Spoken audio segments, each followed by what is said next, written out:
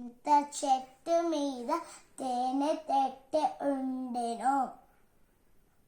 తేనెటీగలెన్నో దాని చుట్టూ ఉండెను. చుట్టూ చూస్తే నోటిలోన ఊటలూరెను. తేనె చుర్రుకుందామని మనసు పుట్టెను. తేనెటీగలను చూసి బుగులు పుట్టెను.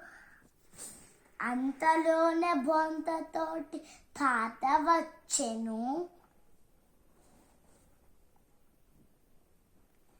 ఈగలెళ్ళిపోయేటట్టు పొగను పెట్టెను.